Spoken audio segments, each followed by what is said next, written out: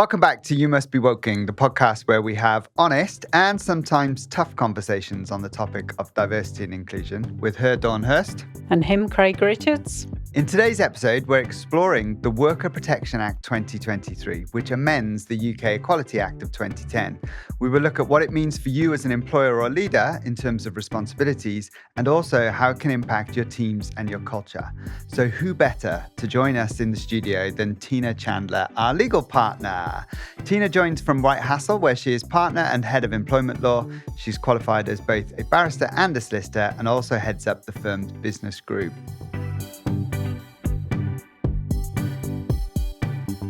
Welcome, Tina. Oh, I'm so excited. Thank you for having me here today. No worries. Welcome. Great to see you. How are you both doing? Are you well? Great. I'm very happy to be here. It's Friday, which means it's roll on the weekend very shortly. How about you, Dawn? You well? Yeah, I'm really good. Really good. Yeah, settling into new house and doing some good stuff around there now that I'm actually in my own bed more than 2 days on the trot. I was going to say, you're actually sleeping in your own bed then. I've done 2 days. Nice. Is it nice though? You settling in? You happy? Yeah, it's good. It's a bit of a task, but it'll be fine. All good. How about you? Yeah, I'm good. I'm really good. I'm going home today. I can't wait to get home to my own bed. I've been travelling endlessly this week. So I'm going home, arms around my boy. We're going to sit and watch a movie tonight and we're going to just completely chill. So I just can't wait. I love that moment. Friday It's fun. Perfect. Yeah. And then I have got no plans this week. Oh, no, that's a lie. I'm going to the theatre tomorrow night to watch The Book of Mormon again. This will be my third time watching it. But it's come to Cardiff. Somebody had bought me a ticket for my birthday. So they know you well. They know me well. I love it. It's the bad language. I just love the bad language. The second half that is just brilliant. Probably not an appropriate thing for us to talk about. Yeah, I watched it in London with a friend, and then Dawn and I were in New York, and I'm like, you need to watch this show. So we went and watched it again, and now I'm about to watch it for the third time. I took some friends a few weeks ago, and they loved it. It was good. Yeah, it's a bit close to the bone, shall we say. Anyway, so that's me. Should we get into the main topic then? So, Tina, welcome to the studio. For our episodes, we'd like to kick off with a news story. So that's related to the topic. So when I was looking for a news story around this topic, I realised pretty quickly why the government have changed the law, because there's a lot of news stories. So rather than focus on one, I thought I would just do a couple of headlines that I read that stood out for me. So the first one was female defence workers saying sexual harassment has not been addressed after MOD allegations. McDonald's workers have said they're still facing sexual abuse and harassment a year after the boss promised to clean up behaviour at the food chain. A woman from Northern Ireland has settled a claim of sexual harassment and victimisation against Tesco's for 45 grand. And so it goes on. However, interestingly, what I also found was, although most of the articles are about women being sexually harassed in the workplace, there's a report being carried out by the UK government's Equalities Office that showed men were just as likely to experience workplace harassment as women. 30% was the rate for women and 27% for men. I was quite surprised at that. I don't know, would you be surprised by that stat? Probably 5 years ago, I would have been. Yeah. I think I've seen more and more over the last few years. But yeah, it's a big stat. It's close. Yeah, 27, 30%. I was quite surprised by that men would equally, but hey. I think it's because of lack of reporting or processes. There's probably a lot more than that, to be honest. But of course, what we naturally think, or what the public naturally think, is, well, sexual harassment only applies to women, which is incorrect. And perhaps men feel less inclined to mention it because of how that might be perceived or how they might feel. But I remember reading one case, which I talk about when I deliver my own training, involving a teaching assistant and the teacher. So in the order of seniority, the teacher's above the teaching assistant, was commenting on the teaching assistant's Speedos and making comments because the teaching assistant was involved in swimming lessons, for example. And that individual, male, felt harassed by that teacher.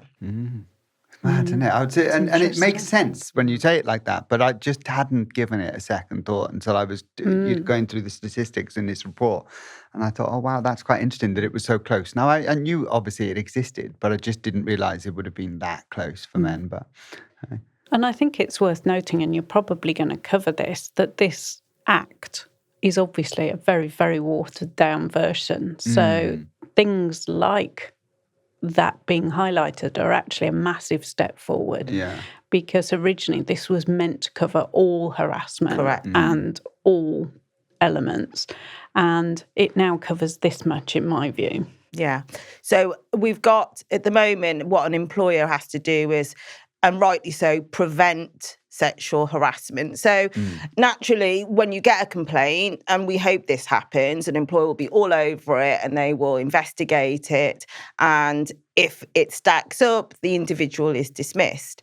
But the requirement at the moment is to take reasonable steps to prevent it. That's the shift, right? That's the shift that's come as a result of this act. Well, yes, to correct. prevention, And then there'll be a further shift in October 2026 where, believe it or not, the word all is being added. So all reasonable steps. And that actually raises the bar to prevent it even higher. Okay, so that's interesting. So they phased that in then.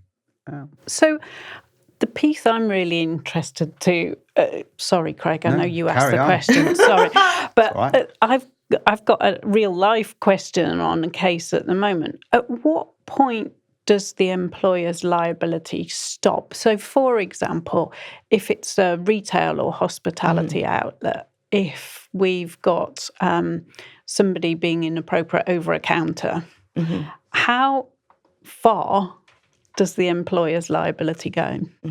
So, I mean, ultimately, every employer has a duty of care to their staff. And that's just not limited to sexual harassment. That is quite a large duty to have regardless. But when it comes to sexual harassment, I think the reason this law has come in is to prevent people acting on it because there's been a complaint. Of course, you should do that, but employers weren't doing enough to prevent it happening in the first place. And surely that is better, to do what you can to prevent it. And, you know, what one organisation might put in place to prevent sexual harassment might be completely different to another organisation. And a lot of it will depend on size of organisation and resource available. But the common document which an employer will say, I've done everything, is a policy. Now, I'm not anti-policy, there's a place for them. But ultimately, a policy does not get everyone out of any complaint for sexual harassment. So and I think a lot of what we need to do as employers is raise awareness. So to empower your employees to be able to identify sexual harassment and then know how to complain about it, whether it's a customer or whether it's a colleague, regardless of seniority within an organisation, is a very, very powerful tool to preventing sexual harassment, dealing with sexual harassment, and also creating a positive culture. Do you think people would be surprised at the level of sexual harassment that still exists in the workplace? So I say that because when I think of it, right, and I guess I'm a bit more biased because I see it and we work with organisations where this happens. We're usually called in to help remedy something or, you know, tackle something. So, but when I think about it, in a kind of abstract way, I just associate it with the 70s. And I wasn't even alive in the 70s, but I just think, oh yeah, that's like old workplace behaviour, that inappropriate boss that kind of leers at the women in the office. That's my interpretation of it. But I so wish that was true. I could sit at home 3 days a week if that was true. You know, we started to discuss a dress code principle with a client last week, and then that brought rulers out from some of their line managers to measure the thighs of their female colleagues. And you're just thinking, seriously, 2025. Wow. There is a lack of common sense around a lot of the time. But I mean, when it comes to sexual harassment, you're quite right, Craig. There is a view that it's a physical act, or, you know, you can picture an older boss with a younger female. You know, all these subconscious views, some of them are actually fact, to be fair. But in reality, sexual harassment takes a variety of forms, and it can happen by WhatsApp group messages, by Teams and Slack, which is increasingly popular in the workplace. It can happen out of work. It can happen, as we say, to males, not just females. I dealt with a case, I think it was last year, which actually settled. And an employee came forward, and this I read so many Teams messages. I mean, I do like reading the Teams messages. You did say you were nosy. You find out so much because people are so. I mean, employees are so much more laid back in a Teams message. But the employee complained of sexual harassment, and actually, what she was complaining was the manner in which she was referred. So she was referred to as mush or love or sweetie, or other words which were primarily aimed just at her. Yeah. And she very much felt that those words were because she was a female. And I undertook an investigation. And what transpired from that is those people who had referred to her as love or mush or sweetie didn't do so to offend her, but they were so oblivious to how those words offended her. I mean, ultimately, she felt that those words were primarily only aimed at her, and they were forms of sexual harassment. And demeaning, I suppose, right? Yeah. And it's a bit like years ago, though it still happens, I think. I used to work in Sheffield, right? And everyone called you love or duck. Right, up in Sheffield. Duck or love. Duck's Derbyshire. Right? But it was common up in Yorkshire, right? It's a very common thing.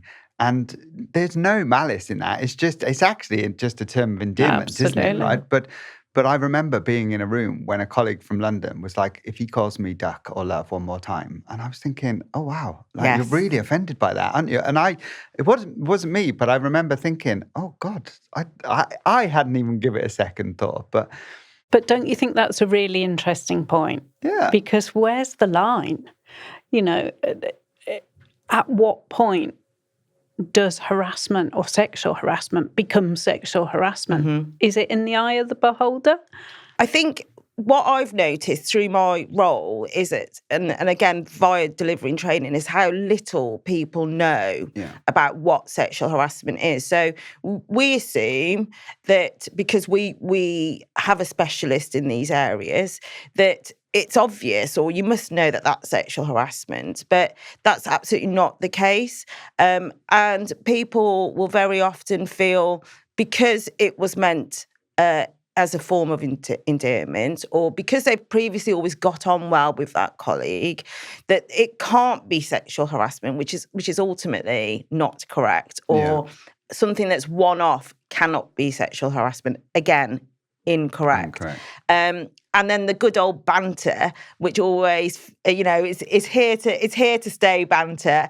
And when we're not the banter police, I always say this to clients, I'm not the banter police, but as a reasonable employer, what you do need to do is ensure that your staff are aware of what sexual harassment is and have a understanding of when banter crosses the line. Yeah, love that. And I think for the purposes of listeners then, let's just clarify, what do we mean by sexual harassment? So in the UK, sexual harassment is defined in the Equality Act as unwanted conduct of a sexual nature that has the purpose or effect of violating someone's dignity or creating an intimidating, hostile, degrading, humiliating, or offensive environment. It can involve verbal, non-verbal, or physical conduct. It's no wonder people are like, it's so confusing. And the new legislation simply shifts the burden. Yeah. So put that layer in top.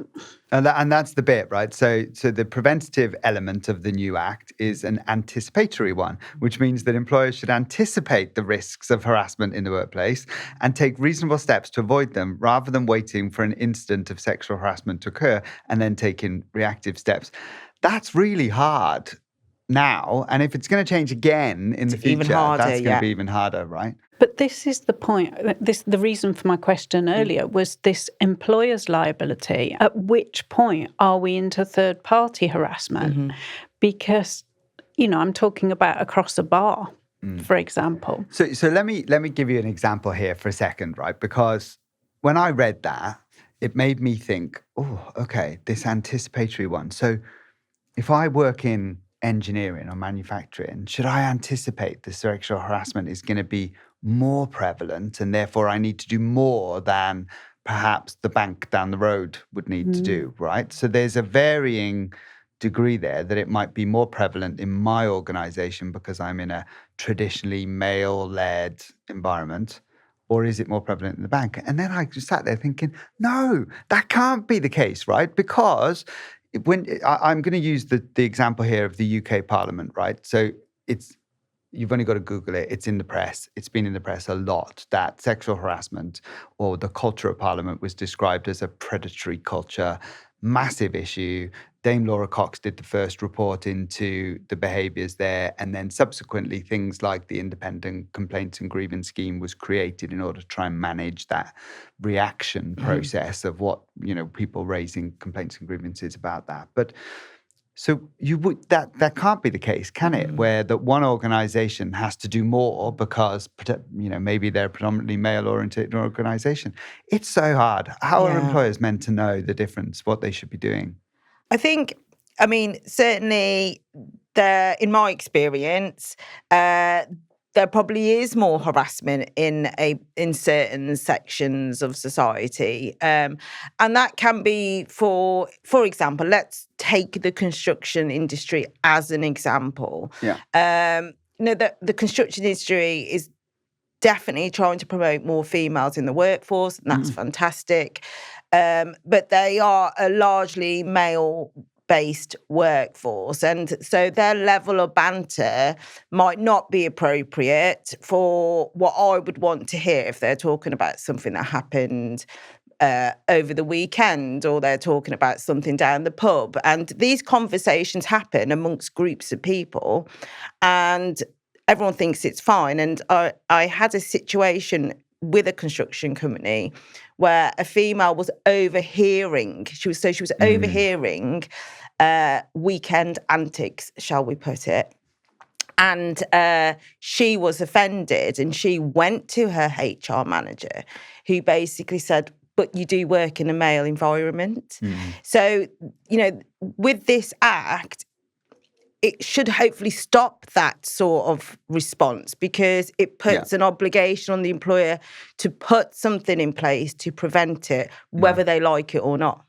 Can I be slightly controversial there? Go for it. Because my interpretation of the Act is it gives you the stick to do that, but it doesn't give you the teeth, because there's no remedy, there's no compensation, is there? So employees can bring a claim, and if an employer is unable to show that they did what they can to prevent it, an uplift and award can be made. So there is scope to be awarded compensation, but more so, what is more damaging to a business is the reputational damage.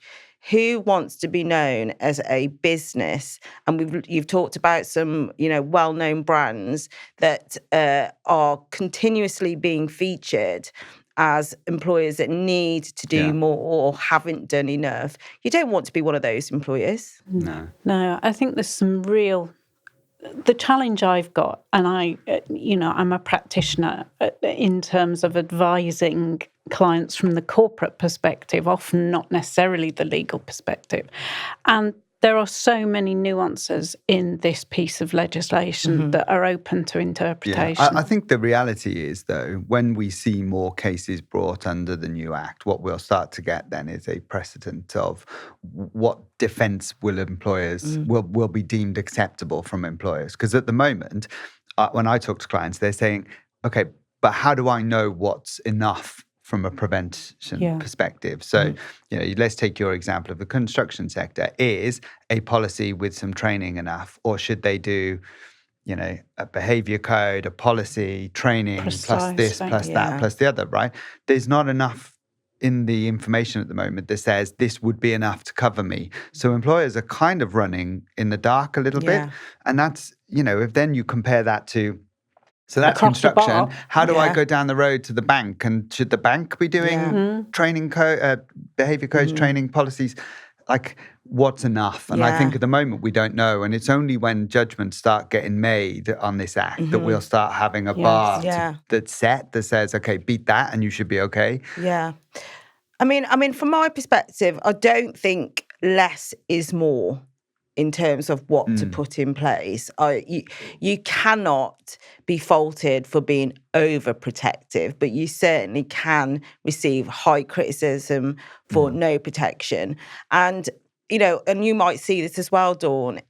There are so many employers, believe it or not, that don't have a policy, and the policy is not the answer to everything. But if this act has meant that all of a sudden they're thinking about it, or they're going out external to get some support, then the act is doing something, rather than the prior situation, which was, oh dear, someone's complained. What do we do? Let's do something.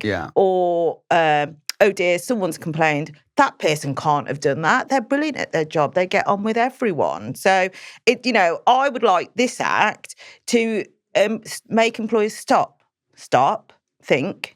You have an obligation. It's your reputation on the line.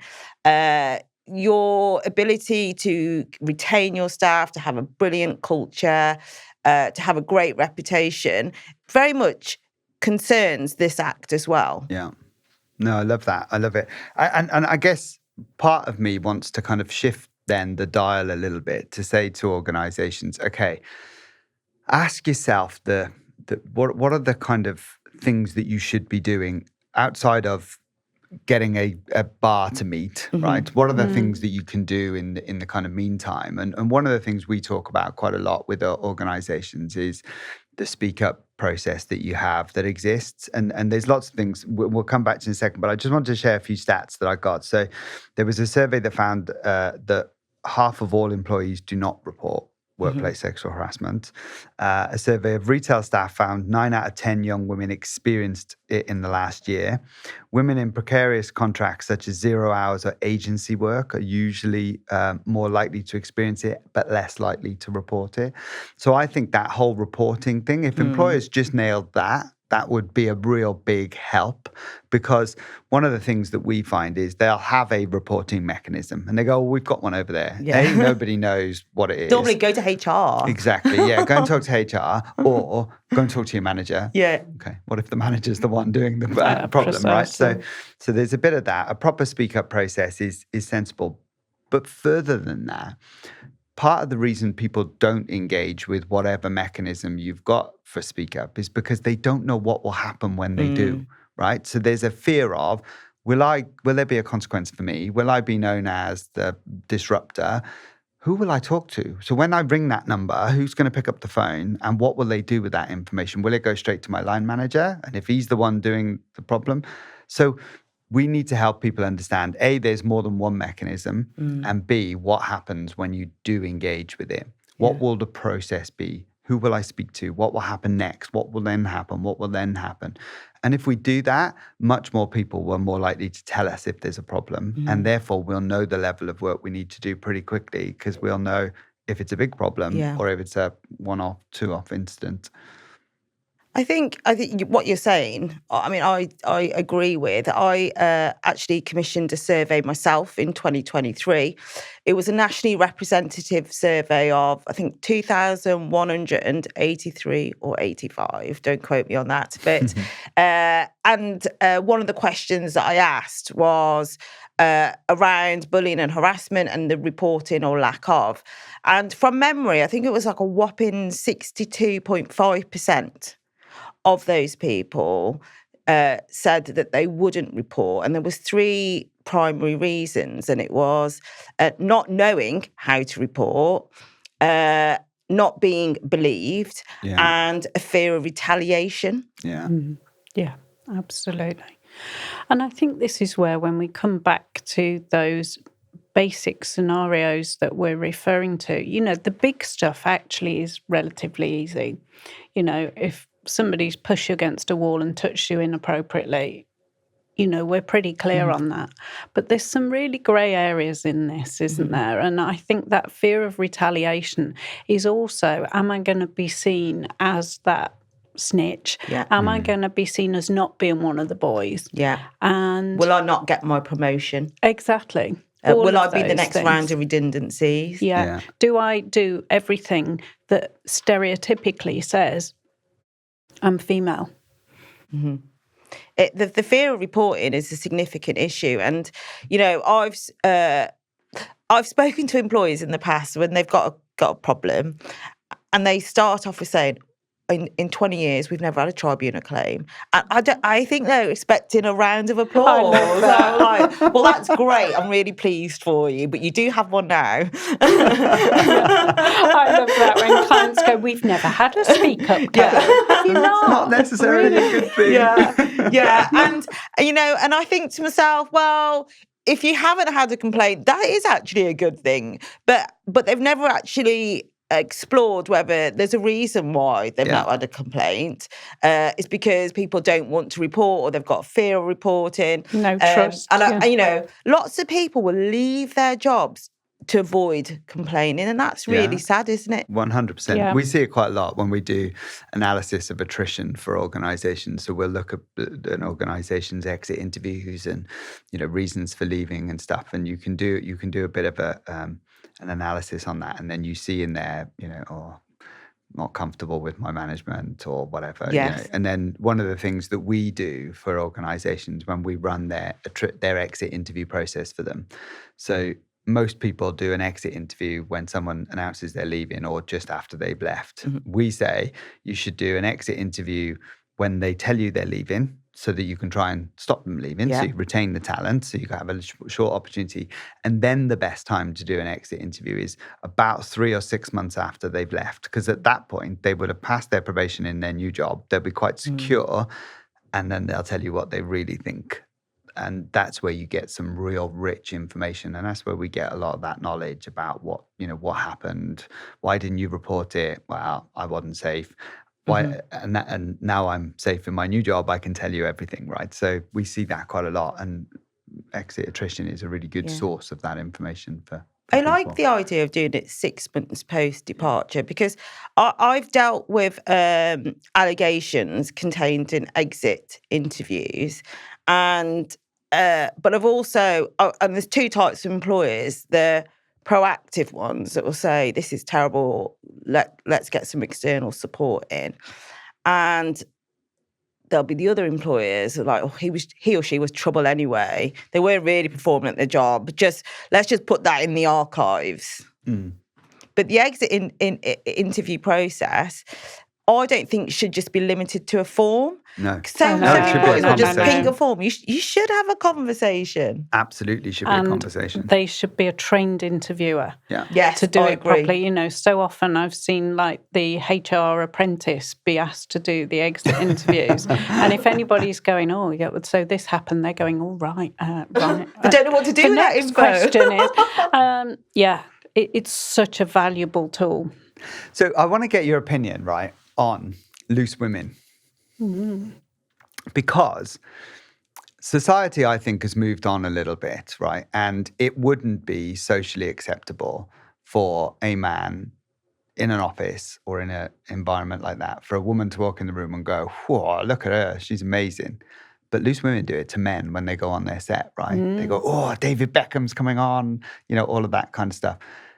And it is a bit double standards, isn't it, right? Do you think? Interesting one. I mean, don't get me wrong, David Beckham is beautiful. but it is a bit double standard, right? Yeah, and I think we come back to, is society moving much quicker? But I also think, you've only got to go in a pub every day, and even as a mature female, sometimes you can be subjected to stuff going to the toilet that you're like, I mean, I'm old enough now to go off, but you haven't really answered my question there, though. You've completely dodged my question, haven't you? I don't think it is okay. It's a bit like the Diet Coke ads, isn't it? Yeah. And I remember a case, you'll remember this, and this is 10 years ago, which is very similar to the loose women question, which was the young male intern having to go into the female accounts department once a week to collect some information, and them, whoa, yeah, come and sit with me, Sonny, and I mean, I think that's got to be, they're being decommissioned anyway, aren't they? Yeah. Well, I'm actually always at work when it's on, but based on what you're saying, correct. That's not really right. But the things that happen, it's so hard to keep up with people's behaviours, and as practitioners ourselves, keeping up with behaviours and what's the latest lingo or sound these days, it's hard to keep up with. I heard one a couple of weeks ago where a new member of staff has started. She happens to be female. And another female staff heard the boys or the men, whatever works, say, she's a 6-pointer. Now, Craig, you obviously know exactly what that means. But at the time, I was like, what does that mean? I was very innocent. And then I had the long version of what 6-pointer means, and I was mortified. Yeah. Mortified. But that happens.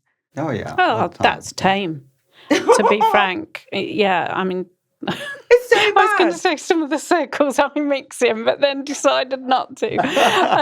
Tell us more, Dawn. Exclusive. I am constantly tapping some of my friends in terms of how they're using, and they think they're being funny. Yeah. There's no There's nothing funny about that, is there? No. Nothing.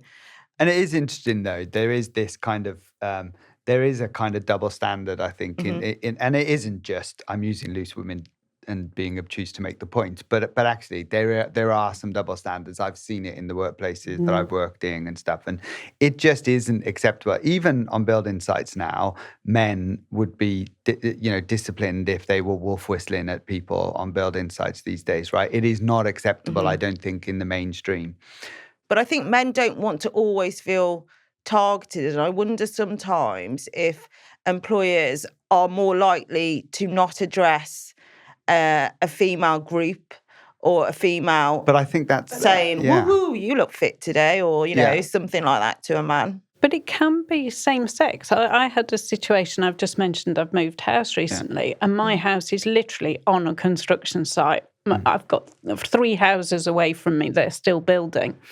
And I sat in my garden and was overhearing some banter between what was clearly a supervisor and a male supervisor and a male colleague. And they were probing and probing and probing them about their sexuality. And, that's in breach of this act. Correct. Yeah. And that was male on male. Yeah, and I think it is really interesting, isn't it? And because, we could talk about construction sites, you can talk about, TV studios with loose women, but actually it's everywhere. It is utterly everywhere. And the line is so blurred for people, right? And the law is not much clearer, I don't think, right? And so that line, and yes, you can call it a banter line, and there is a bit of banter training that can be done to help people understand how to spot when the line's being crossed, and each line is different for every individual. But actually, it is so nuanced and so difficult. And then we run the risk of getting to a place where we just take the fun out of being around people, right? Yeah. So we've got to get the balance right, I think. Yeah. But it is just so difficult. And this law makes it even more difficult, I think, for employers.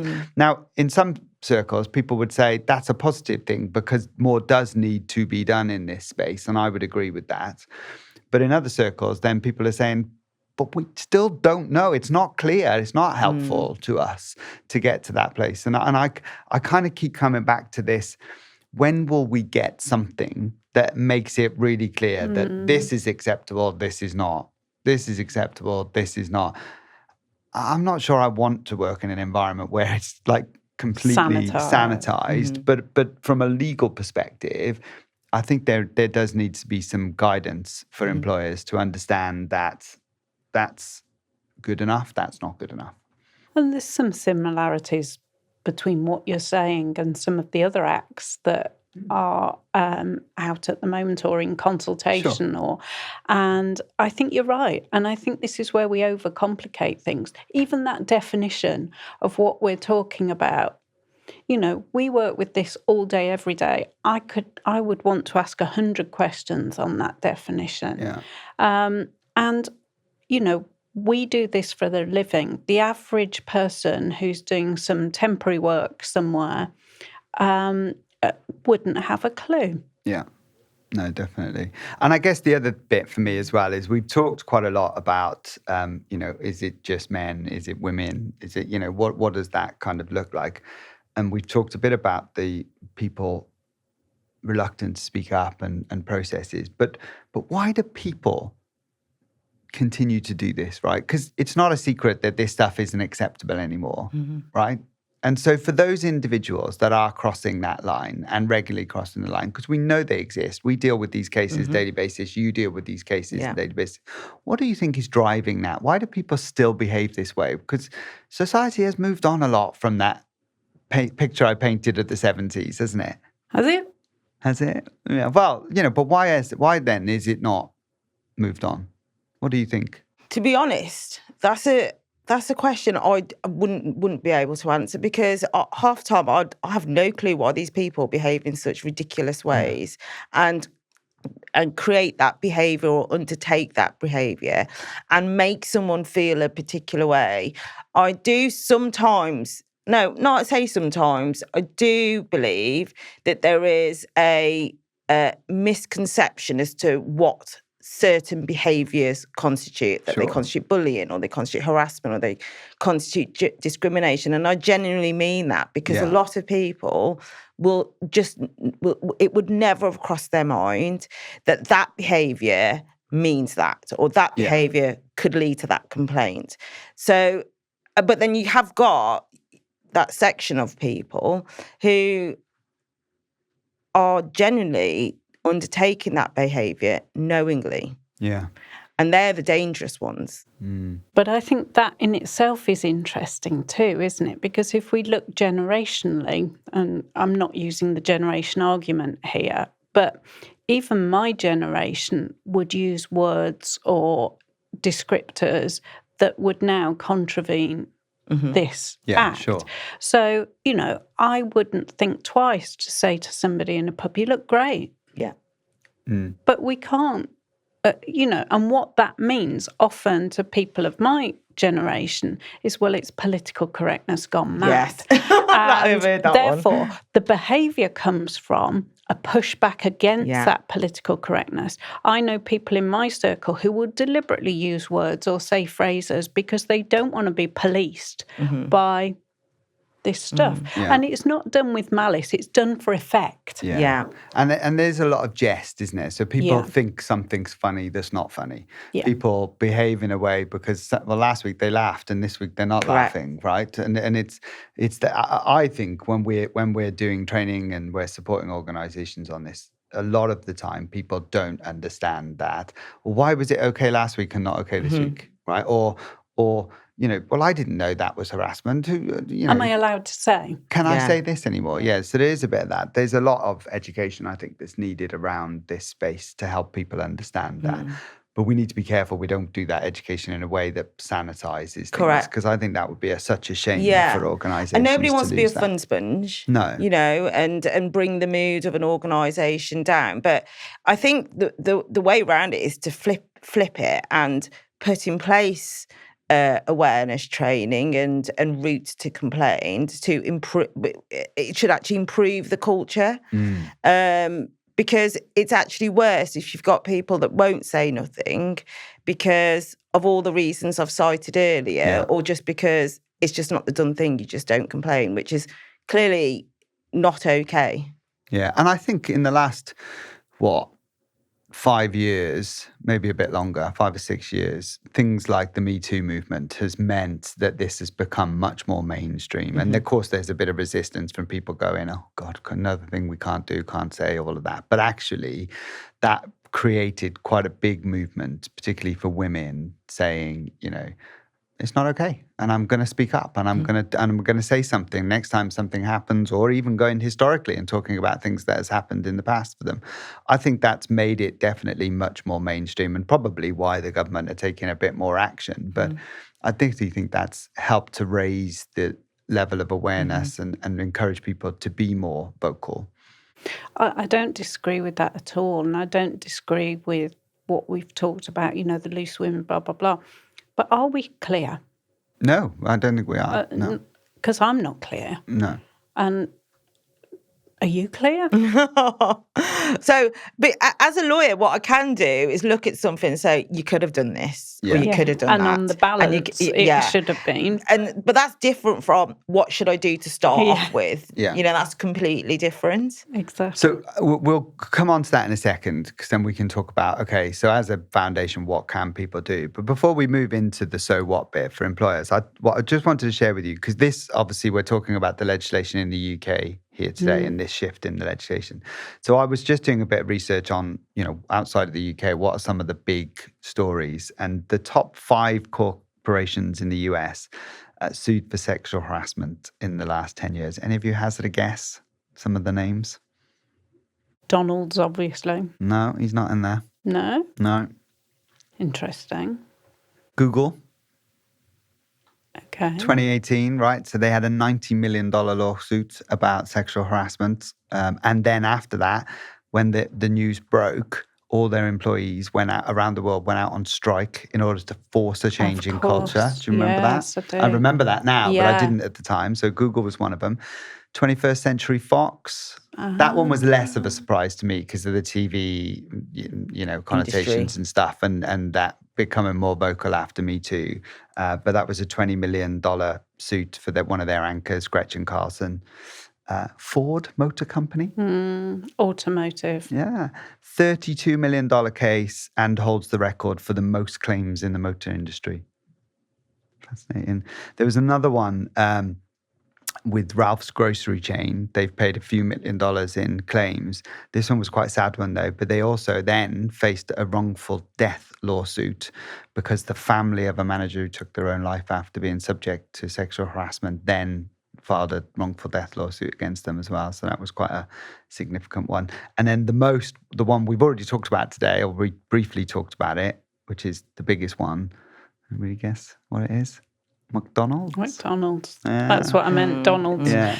2020 filed a $500 million or $1 million class action lawsuit. Massive. It's huge, isn't it? Yeah, it's absolutely. Just the McDonald's case, I think, had a huge impact in the UK because it was very, very publicised, and suddenly everyone was reading it. Yeah. And resonating with what they were reading. And that's I think, the bit. When we get new pieces of legislation, that won't be read by a quarter of the people that would have read on LinkedIn or on other social media platforms the story about McDonald's. But the story's complicated, isn't it? Because the headline is misleading to some extent because obviously McDonald's is made up of multiple franchises with multiple franchisees. So we're then into this whole third-party arrangement, aren't we? Which is back to my opening point about if I'm serving, at what point does the liability stop? Yeah. But yeah, it's very interesting. And for me, so just to answer that question on the third-party liability piece, so it's a really complex one because McDonald's is a great example. So McDonald's is the restaurant owner. They have their own restaurants and they have franchisees who own their own restaurants under their branding, right? So in my mind, the law would say your responsibility is for your own restaurants. Yeah, absolutely. Not for your franchised restaurants because they are owned and operated by independent management teams who have their own responsibilities to implement whatever. Now, good practice would be McDonald's would share what they're doing in their own restaurants with the franchisees, I would like to hope. But that's a franchise situation. You start thinking about that from a supply chain example. So Tesco's have hundreds and hundreds of suppliers that feed into is it Tesco's responsibility to make sure that the supply chain and the people from the supply chain interacting with their staff? Absolutely. Because, you're right. Back to the McDonald's. It wasn't Joe Bloggs who owns the franchise in Swindon. it was McDonald's have... Do you know Joe from Swindon? I looked at you and just went, Swindon. But yeah, the brand reputational damage is not to Joe, it's to McDonald's. Yeah. And back to your point, Tesco, if they have a small or any size supplier who is using modern slavery, using inappropriate materials, blah, blah, blah, the impact is on that brand. Yeah. Not And when it gets reported in the press, it will say, Joe Bloggs supplier who supplies the UK's biggest biggest supermarket. It's going to be about Tesco's, isn't it? And then you get into that kind of, okay, so even if they're not legally liable, they've got this massive impact. So it is such a minefield, particularly for the bigger organisations. And there are things that they can and should do. So let's get into that next. Yeah, definitely. Okay. So what then? So what should we do for businesses? What can they do now that this new act's in place? What are the things we're telling them? Come on, get these in order, get these things done. So there's no shopping list. Okay. I'll just put that out Pick there. a mix then. I would pick a mix it. So, I am a big advocate of raising awareness, and that can only be done, in my mind, with training. And training is not someone stood at the front just talking. Training is about, in my world, it's interaction. It's allowing people a space to speak, to ask the silly questions if they want to talk to them in a language that is not so heavy on the legal jargon, but allows them to understand the impact to them as an individual and also as an employee of the organisation. The good old policy, you can't go wrong, but don't have a policy that no one knows exists. It's really good practice. Or that no one can read because it's just full of legal language. Or no one knows who to go to ask for it. So these days, there's an intranet or there's some sort of portal that you can go to and access. But lots of employers will say, well, we've got a policy. Well, the employee didn't know you updated it and added something new. So think about how that information is delivered. I think a reporting line is really, really important as well. And I think regular check-ins with staff. So this whole annual PDP, PDR, whatever you want to call it, I honestly think they're so archaic. Employers should be having check-ins, and those check-ins can be quarterly or monthly, but also alongside that, regular risk assessments. Just because you've done one last year doesn't mean that that's got a 5-year shelf life. Risk assessments. I just want to jump on that, right? Because that regular risk assessment bit is massive for me, right? Because we think it's one and done. And it's not one and done, right? It is never one and done in this kind of topic. So particularly when you're thinking about vulnerable adults or vulnerable youngsters. Lone workers. We've got such young people coming into our workplaces now through traineeships and apprenticeships and things. We have a duty of care around safeguarding those individuals. Females going onto construction sites, that's a risk, right? We might not want to admit it. It's a risk. We should be completing risk assessments for that. No, I agree entirely. And I think what this legislation gives you is that backbone to help you do some of that. But I would add to the list that, and I'm a culture advocate, so I would add to the list that yes, policies help, education helps, having the right leaders who will show how this should be done. But this is a mindset. And if we create a culture where we allow this stuff to happen, well, it's not embedded. And I agree with you about policies. Yes, they're very helpful and we can communicate them in loads of ways, but it's the how. Yeah. And that's got to come from every one of us going, hold on a minute, I'm confident enough to say to you, oi, don't do that. Yeah. Don't say that. That's a really important point, because a lot of training that I've seen take place in this kind of space doesn't do the how. It tells everybody what they shouldn't do. Yeah. Not.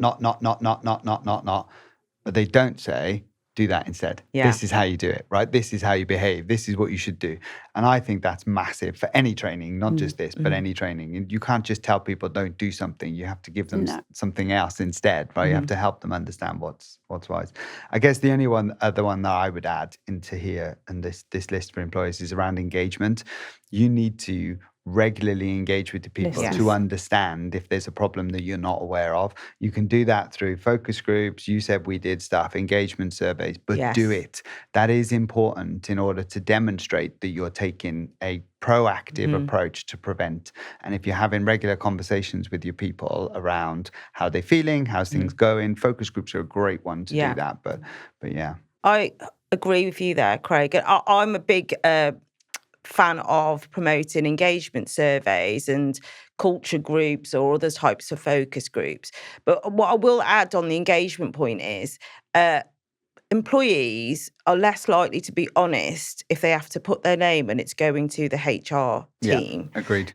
So getting in an external organisation where their name won't be identified and you can give that assurance is probably going to give more real results. I couldn't agree with you more. We spend half our life doing listening groups, focus groups, and it's not always even in the listening groups. It's those conversations as they're going out the door, and or they ask for an hour of your time, and that's where the real juice comes from.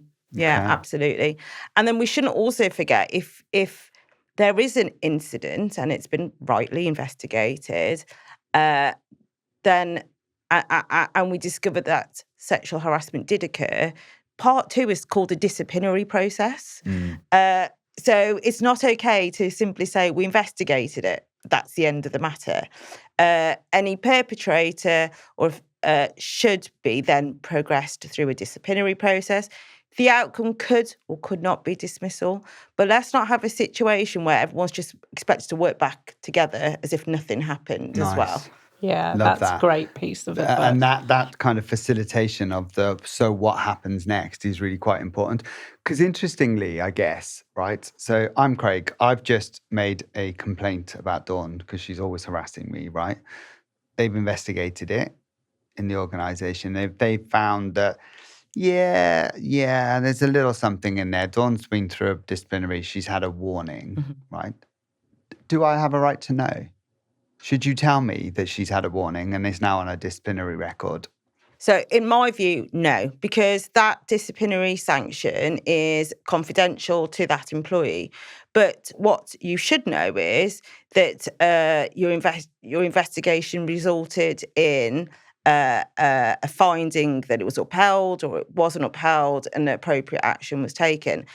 But also, if the outcome, Dawn received a warning, you can't just suddenly start working back together because it's like having an elephant in the room. You know what's happened between you. Yeah. And so, sometimes mediation's a really good tool. Sometimes you might need to have a separation of how you work and when you work together, or if you continue to work together. Yeah.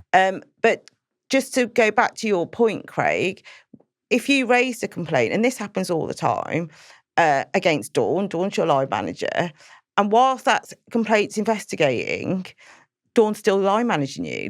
That's just nonsense because Dawn will know you've raised a complaint. Yeah. So let's use some... Will she know? Right, this is an important one as well, because this is one we hear quite a lot, is they've told me there's been a complaint against me. They haven't told me any details of it or what I'm supposed to have done. So that's unfair because ultimately, when it comes to an investigation, it's a fact-finding exercise. So it's not pointing guilt, it's fact-finding. Yeah. And for the investigator to fully be able to fact-find, it has to meet with the person who's been accused. And that person must have enough information to be able to respond. The investigation in any HR process is one of the most important aspects of a outcome being fair. Because if you've got that investigation wrong, and you've got everything else right, doesn't matter. Doesn't matter. That is the most important. And it's really important as an investigator as well, to have a impartial mind. That's easy said. I understand that, but because you've complained, Craig, doesn't mean you've got to have been sexually harassed because you've said it, or that what you're saying Dawn definitely did happen. And investigators will go in with the wrong mindset as well sometimes.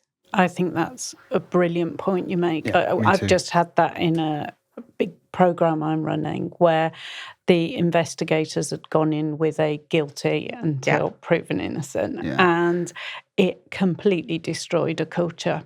And I think it's really important on that note is that when we're looking at the things we do as an organisation, you should have a process for listening to and letting people speak up for and supporting.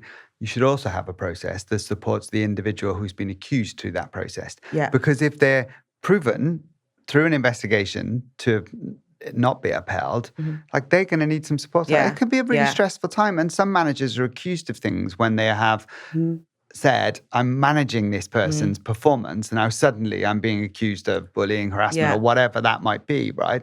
So there has to be, I think, fairness in our processes to make sure that we're supporting those individuals through it as well. And I think the participants often get overlooked, don't they? But you made a really interesting other point, which was the quality of investigators. Yeah.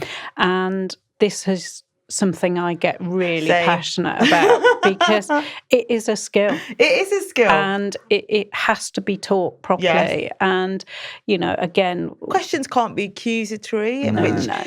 Yeah. I mean... I will get on my soapbox about this, I'm telling you, because I will do investigations and I can definitely say I do a good job, but I also have to pick up investigations or mop up or deal with a tribunal case, and then I look at the investigation, I think, that wasn't fair, how you approach that. And the quality of the questioning and the depth of the probing. I've just had to teach a whole team how to investigate who should have known better. Yeah. And it's hard work to really investigate. Hard. And also, what I find with investigators, not myself, of course, is that they will determine the outcome. So they'll say, that person should be dismissed. And I'm like, hang on a minute. Your job was to determine if there was a case to answer. Yeah, absolutely. And to fact find. And on that note, my job is to move us on because we have come to the end of the show. Gosh, so we're going to go to our final feature and our recurring feature, which is Woke or Joke. And I believe... you are going to challenge us this time, right? I've got one, yes. So for the benefit of our listeners, this is the point in the show where we ask if something is woke or joke. Is it true or false? And Tina, over to you. Okay. Put us on the spot. So I can't freestyle this one because I've had to put a few words down, but here we go. So is it true that a young man was recently awarded £20,000 for a banter incident that left him feeling distressed, anxious, and not as though he was being taken seriously because of his age? The young man details that during a team brainstorming session at a large publishing house, he pitched a strategy that involved memes and TikTok. A senior executive replied saying, "I'll have to trust you on this. I'm too old to understand people that have been raised with iPads." He says that he replied asking the room if he had just been called an iBaby, to which she replied saying, "Just some good-natured ribbing." Wow. And he won? He won the 20 grand. He won the 20 grand. Is it true? For an iBaby. I've never heard that before. Just good-natured ribbing? What about that one? iBaby. Bit of banter. Okay, I'm rubbish at this, but I'm going to say that is a joke. I don't think that's woke. I don't think it's true. I'm going to say woke. Joke this time. I don't know. There is a case very similar to this that I'm familiar with the use of... It's not this case. Oh, let's do a split. Okay, so I'm saying joke. You're saying woke. Okay. So I'm saying it's capable of both. However, on this occasion, it is a joke. Well done. But it is capable of being both. For sure. There's so many elements that could bit be. of age discrimination there. Do you know what it is, right? I'm down with the kids, and I've never heard "I baby." So I'm going to call my son an "I baby."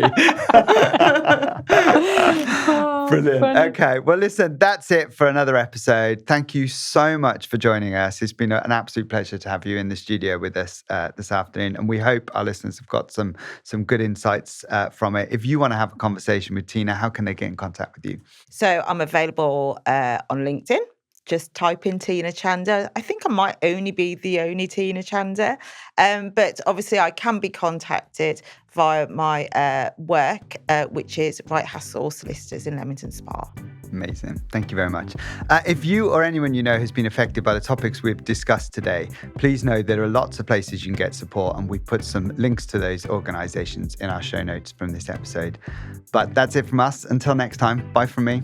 And bye from me. And thank you, and bye everyone. Thank you for watching and listening. If you liked our discussions and our content, why not leave us a review? And so we can reach even more listeners. Also, don't forget to hit the subscribe or the like buttons and the follow buttons on anywhere you get your podcasts from. You can also find us on all the social media platforms at You Must Be Woking, or just search hashtag YMB Woking, where you can continue the conversation and get involved in the chat after the show.